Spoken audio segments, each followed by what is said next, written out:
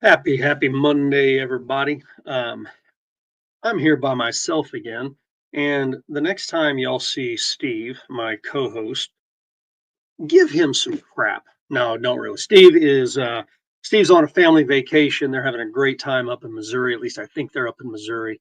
Um, got them a nice little RV and they're doing some cool stuff. So, guys, it is Monday. It's after 5 o'clock, and this is After Hours Real Estate. The whole point behind the show originally, Steve and I were talking during COVID, and we were sitting at a restaurant having a beer and lunch, and just talking like realtors and lenders do. I'm a realtor; he's a lender, and we just had the idea like, let's start this thing and just give people a little bit of behind the scenes, um, you know, talking the way that we normally do, and maybe we can educate some people, make some people laugh, get some people mad at us. All of that stuff's good. So that's where the show came from. Normally after 5 o'clock, we're having a little bit of adult beverage again. It's like having a beer with us, but today I am opting for sparkling water. So if you've got a beer, all right, cheers to you. Something tells me my man is camping. He is probably having a beer right about now. I mean, it's after 5, right? At least he better be. Um, but what are we going to talk about today? We are going to get to this real estate bubble that everybody's been talking about. Found a pretty funny article on it, and we're going to dive into that. But couple of things that we've been doing here lately is kind of talking about the um, level of crap that realtors find themselves in when they're not exactly the most trustworthy people. So I'm going to share a couple quick articles with you that I drug up and talk about this. So the first one is out of Saratoga County, which I'm assuming is Saratoga, Florida.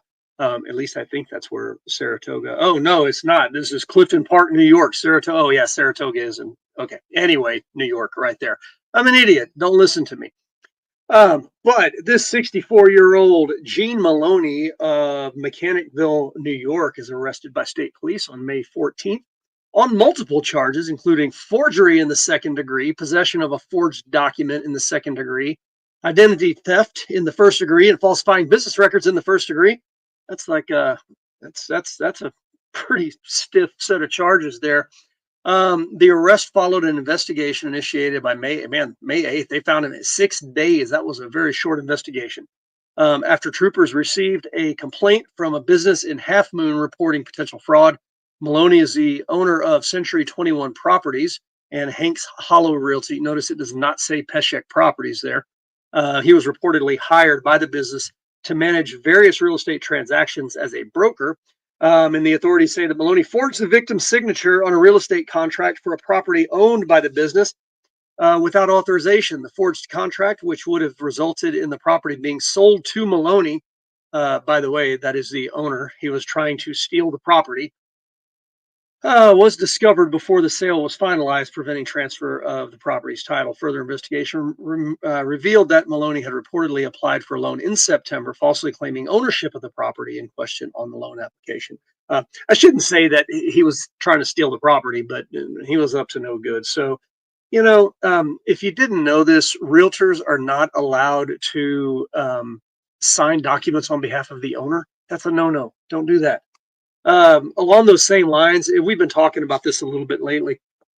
Man warns of a real estate scam after nearly losing his land. Guys, this is something I'm gonna try to blow that up a little bit. This is something that we're seeing more and more with AI now, with the level of sophistication for people that are committing fraud. This is becoming a real thing, especially with land um, that you don't live near, like you're not out there all the time, right? By the way, in Texas, we do not have squatters' rights. So in Texas, if you have a squatter on your property, basically call the sheriff; they will get rid of them. But this is a little bit different. So Leffman had been holding on to a plot of land for several years, with plans to potentially build his dream home when he received the alarming call. You got to love the alarming call. Kansas City man was warning has a warning about a real estate scam that almost cost him his property. And guys, the reason I'm checking this message is I'm just trying to make sure that okay. I thought somebody may have been calling to tell or messaging me to tell me that my audio is not working, but that's not what it was. Kansas City man has a warning about a real estate scam that almost cost him his property after someone tried to sell his land without his knowledge. It's called deed fraud, guys. It's becoming a much, much bigger issue.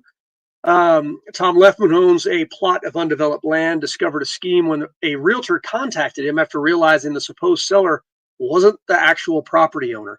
Um, as a realtor, if somebody reaches out to me to sell their property, um, I can do a certain number of things. I can open title on it, and it's going to give me a name back. I can meet with them in person. If they're out of state, I can talk with them over Zoom. We have to establish that they are the sellers, but the only way I can really do that is with ID. And so, okay, I can establish that. But guys, if somebody has a fake ID and has gone down the level, again, the level of sophistication with this is pretty crazy. If somebody's got fake ID and stuff, they can, they can sell your property. And if they give the title company a bank account number, if it gets all the way through the end and nobody catches, then that property can be sold. The buyer or the lender will wire funds. Whoever is selling that property will get those funds in their account, and they're gone. At that point, it's digital. It is traceless.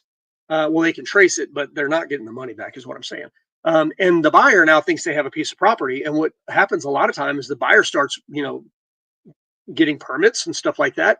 And then the owner's like, wait, what the hell's happening on my land? Because they didn't know it was sold. We're seeing it more and more. Very frustrated, mostly because there's no real recourse if you have this happen to you. There's as a landowner, I mean, you didn't sell it, so you don't lose your land, but it's not like the buyer's going to be happy with you. Leffman's been holding onto the undeveloped land for several years with plans to potentially build his dream home when he received an alarming call. The reality that it was almost taken from him is pretty shocking. So somebody was actually trying to sell it already. The scammer had convincing documentation. According to Leffman, who had prepared evidence for investigators, they had a very legit looking driver's license. This type of fraud is becoming increasingly common. Experienced real estate professionals in the area say Lauren Brown, a real estate agent, home builder, had encountered similar scams several times recently. She advises people to watch for warning signs when dealing with property. For me as a realtor, if somebody's only going to talk to me virtually, they're not at least going to get on a Zoom call with me. Giant red flag. If they're never by the property, or if I as a realtor never go by the property, that's an issue. Or only communicating through apps. And I will let you know, while there's a lot of good legitimate conversation that takes place with apps like WhatsApp, or other ones that don't have tracking, and I don't even know if WhatsApp has tracking anymore because Meta bought them. So I'm sure they're tracking it now. But as a realtor or as a homeowner or as a buyer, if you're not able to talk to anybody in person, they only want to communicate via apps, it should start throwing up red flags. So just, unfortunately, a lot of times, if you're a buyer and you're like, oh my God, I'm getting this great deal and I can't believe this deal I'm getting, you may want to hit the brakes. Make sure you're closing it with a legitimate title company or a fee office, or an attorney in your state, whatever that is. Make sure that the deal that you're getting is a legitimate deal and it's not somebody who has acquired the deed by fraud and then is just getting rid of it. If everything in the area is $300,000 and you're buying this one for $125,000, there's a reason. There's a reason. So, there's no such thing as a great deal in land is a real thing. Be smart about it, because if you're the buyer and you wire somebody money, it's gone. Brown noted some counties offer land for sale alerts that can help property owners stay informed about potential sales of their land. And that's not a bad idea. You can set up Google alerts. Maybe put your address in a Google alert, because I don't know, like if your land pops up for sale on Zillow or realtor.com, Google alerts may notify you. I mean, I don't know that for sure, but it sure as heck can't hurt. So might not be a bad idea. I'm glad it was stopped for this guy. There's really little to nothing that keeps this from happening again. And again, guys, it's happening again and again and again. Following this close call, Leffman's now considering selling the land legitimately, since there appears to be genuine interest from buyers. I mean, that's a good thing. You've got buyers that want to buy it, so maybe sell it. So there's kind of your watch out for this part of the story. And by the way, without having Steve on here today, it's always hard doing these shows by myself. So if you've got comments, if you've got questions, put them in the comments. I can see them here in real time, or it's like a 3 second delay or 4 second delay. I can see them in pretty much real time, and I'll answer questions. It's a lot easier than for me than coming up with all the stuff to say off the top of my head. So would love to talk to you if you're there. Now let's talk about this giant real estate bubble that's about to burst. Um, this is a pretty fun article. This real estate broker says that $600,000 homes will hit $1 million. I hate to burst your bubble, but there's no bubble and there never will be. Okay. That's a very note grabbing headline. I can't say that I can argue with the first part. $600,000 homes will hit $1 million. I can't argue with that. How long will it take? I don't know. I would say it's tied more to inflation and the value of the dollar and everything else. I mean, real estate generally appreciates. We have flat spots, we have downturns, and especially specific markets, have a lot of downturns. Condos in Florida, I would never advise to buy one, but sometimes they appreciate, sometimes they depreciate. But to say that there never will be a bubble, I've read the article, so I know where the guy's going with it. So I'm not going to just get off on a tangent right here. So let me start going through the article. And there's some good information in here. There's some silly information in here, just to kind of let you know. So first of all, this came from Reddit. And by the way, there's a lot of good information on Reddit. I get a lot of my information off of X also. And yes, I'm a 50-year-old man who finally started calling Twitter X. I don't know why. I guess it's just everybody else is doing it, so I figure I have to. If you're still waiting for a housing crash, one real estate broker on Reddit thinks you're wasting your time and possibly your shot at owning a home. Steve and I talk about this a lot, but I'll keep going. In a post that sparked hundreds of replies, of course it did, the broker wrote that a $600,000 home that you're worried to buy at 7% will be over $1 million eventually. His reasoning: real estate is inflationary, and people banking on a crash are clueless.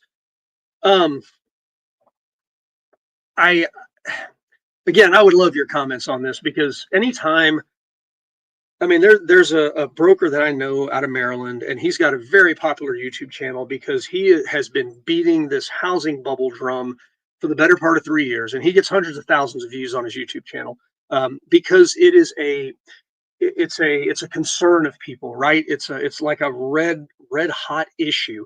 And again, I'm sure that post did have hundreds of replies, because people are going to rush in and tell you you're an idiot if you buy a house right now, and you're going to lose 20%, or the market's going to go down 30%. There's going to be a massive correction. I mean, I see it on my stuff, right? On my posts, on my YouTube channel and stuff like that. I see it. But the overall idea here is that he's probably right. He's probably more right than he is wrong, in that a $600,000 home is eventually going to be over $1 million. Yes. Think about your parents. Think about my parents, what they paid for houses, what they're worth now. In 02, my wife and I bought a house for $169,000. We sold it in 14 for $320,000 roughly. Okay. So it doubled in value. Yeah, it was over 12 years, still doubled in value. So over 12 years, is 600,000 going to be worth 1.2 million? Possibly, if the market stays good. And keep in mind, the 12 years that we had our house included the housing bubble collapse of 07 and 08, which, if you don't know much about that, guys, these collapses, these bubbles are regional. It's not like it would take a massive overriding thing to collapse the housing market all across the country, just to let you know, at least in my opinion. Again, if you think I'm wrong, you think I'm an idiot, tell me in the comments, but back it up with actual information, not just because that's what you feel. This broker said he started working as a real estate agent before the 08 market crash, which he called a big joke, arguing, I can't say that I'm a fan of him calling it a big joke. A lot of people lost their asses and lost a lot of money. But this is what he's saying. While prices dipped around 20%, not everywhere, They definitely didn't dip 20% in Austin, Texas. I will tell you that in that time frame, and I can show you the charts to prove it. But while prices dipped around 20%, they quickly rebounded and climbed more than 100% in the years that followed. Guys, that's trackable by data. It's 100% accurate. He said, "I hate to burst your bubble. There is no bubble. There never will be a bubble." And the comment was part of the housing pep talk, part doom and gloom scroll for renters, part economic philosophy. His big argument was real estate isn't like the stock market. If you're not betting on volatility or vibes, you're buying physical stuff. Okay. And Steve and I talk about it on the show, right? This is an asset. You're buying asset. Real estate is an asset. Lumber, labor, land, all of this stuff, he says, will only get more expensive over time. Again, can't argue with the guy. And you know, we talk about it. I have people that ask me this question. Chris, is it dumb to buy a house now? When are you going to buy a house? I mean, when are you going to do it? Yes, it's 7% interest rates, 6.78 today on average. When are you going to do it? If you get a 1% interest rate reduction and the price of the house goes up $75,000 next year, are you saving any money? No, you're not. You may break even, but if you wait too long, you're going to be upside down on your thought, right? It's going to cost you way more. Now, think about building a house. We had a giant cost increase of construction during COVID. Okay, all of those cost increases that were based on lumber and appliances and all the things that go into the house, right? The physical things, all of those values came back down. The materials came back down. Guess what didn't come back down? Labor and land. So we saw this big increase in the price to drop a house, and you would think it was going to come back down. No, it came down a little bit. It came down the value of the materials. If I'm a worker and I'm building a house, and all of a sudden I started making, instead of making $20 an hour, I was making $30 an hour. Well, when lumber and materials come down, I'm not going back to making $20 an hour. I bought a new truck. My wife's got a new vehicle. We have a certain, quality of life that we're experiencing right now. I'm not going backwards. You, the homeowner, you're going to pay more. So that's kind of that's part of what drives us with new construction. Again, the materials have not gotten markedly more expensive in the last, I would say, 10 years outside of COVID. But everything else is more expensive. Okay, we have escalation of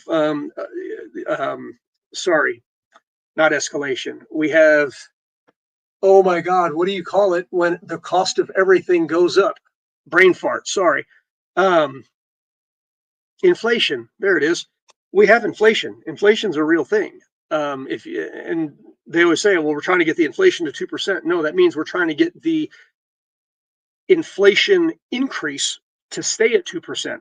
If inflation increases at 2% every year, guess what happens to the price of house, or guess what happens to the value of a house that doesn't increase in value? It actually gets less valuable because it still costs you more because everything else went up 2%. So you actually lost money on your house. That's one of the things we talk about, appreciation in houses.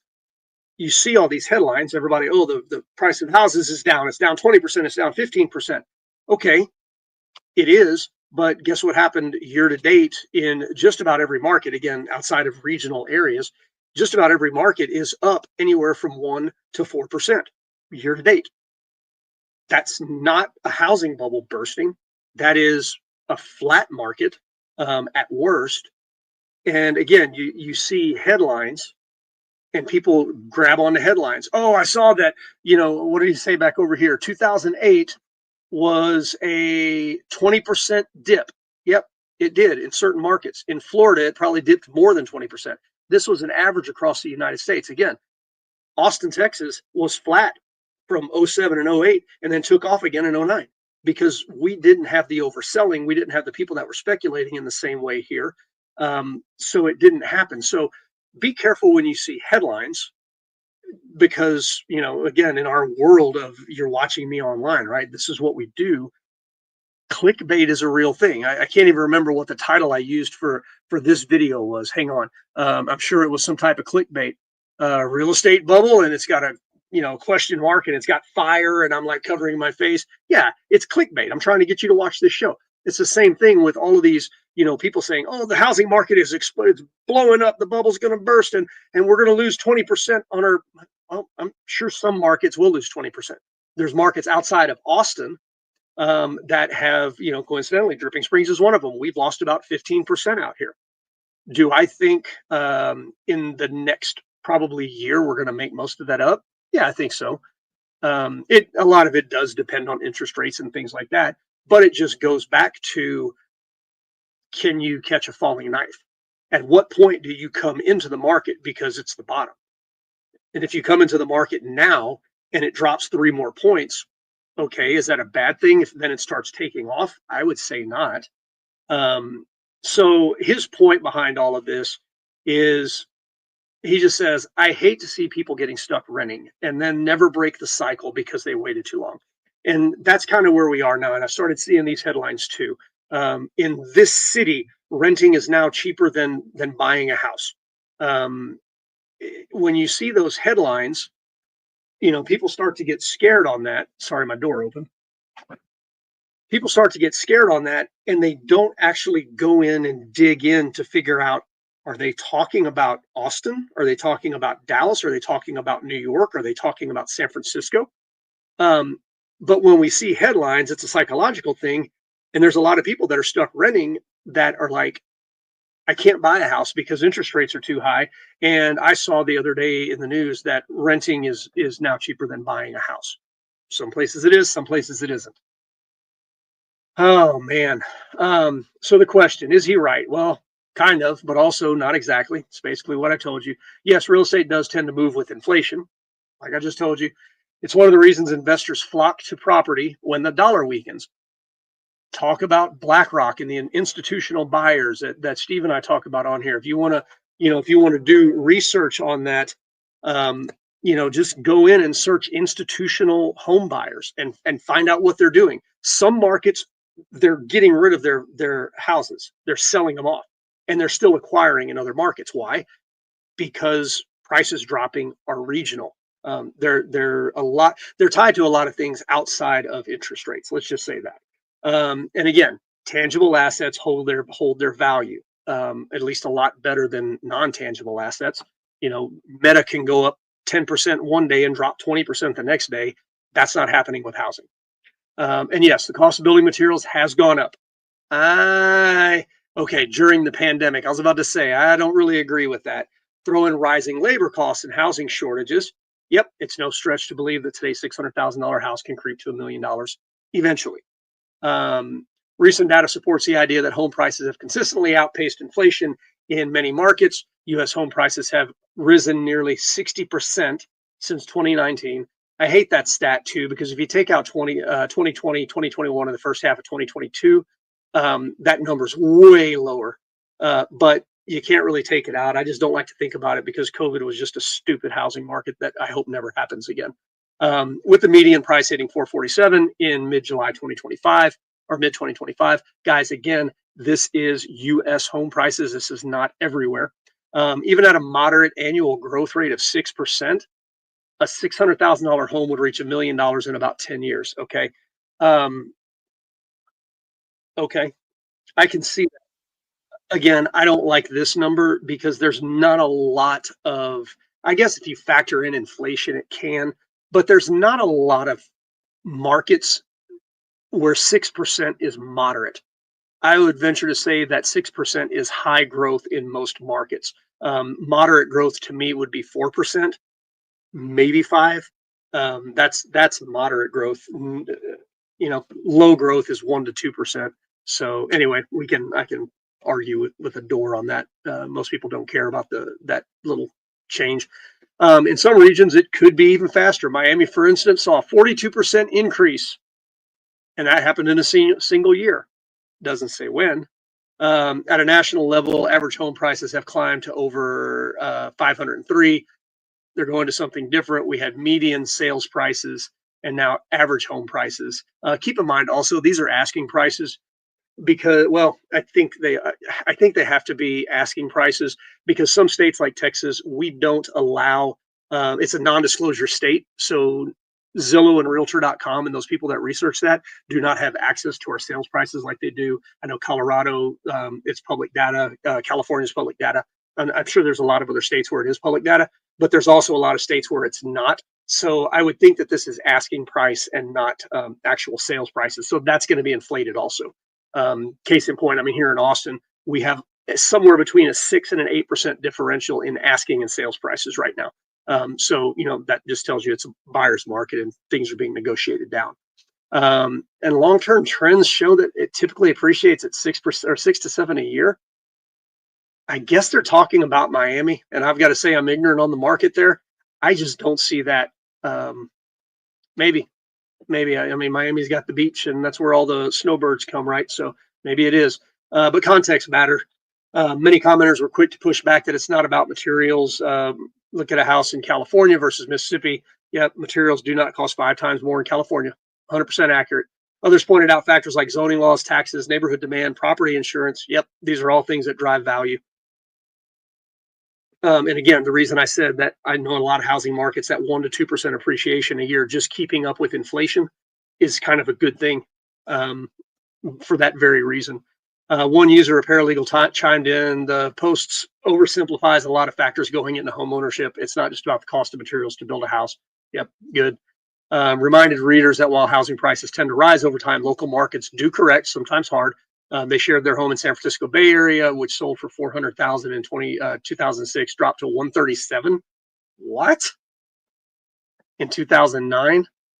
That seems insane. It only recently returned to its original price. Something tells me that's like hours outside of San Francisco Bay, because I don't know anything over there that's anywhere close to that price. Again, if I'm wrong on that, tell me, but that seems insane. So prices do go up, but sometimes it takes decades to recover. And I'll kind of kill it there on the article. The thing that sticks out to me on this is, and Steve and I talk about it on here a lot.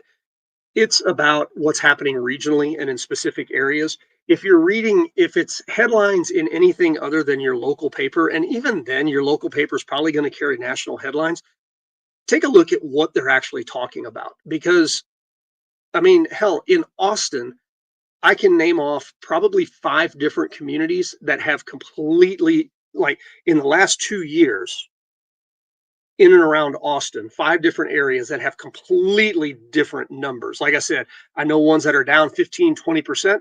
I know ones that are up 5 or 6%. I know ones that are flat, and ones that are still having multiple offers on houses. So that's just in the Austin area. Think about now if you put that all over the United States. I remember from college in a statistics class talking about the fallacy of the mean, and I'm sure it's the fallacy of the median also. When you take that big of an area and try to give like this blanket 30,000 foot view, it's never accurate. Make sure you're understanding what's happening locally or where you're trying to buy or sell or anything else. But anyway, what is this coolest gift? I don't even know what that is. It looks like a gun. Huh, that's interesting. Anyway, sorry guys. Squirrel. That's it for the show today. And y'all didn't comment. I was a little frustrated. I'm sorry. Nobody loves me, but that's fine. I think Steve's going to be back next week, so you don't have to hear me drone on and on. And guys, if y'all need help with real estate, that's what I'm here for, obviously. And it doesn't just have to be in the Austin area or in Texas. I've got agents that I trust all over the place, and Steve knows lenders all over the place, that we can get you somebody that is really, really good. Not like the Saratoga realtor who was signing documents for their seller and trying to buy a property cheap. I know good agents. So if you need help anywhere, just let me know. Would love to help you out. All right. We will see you next week.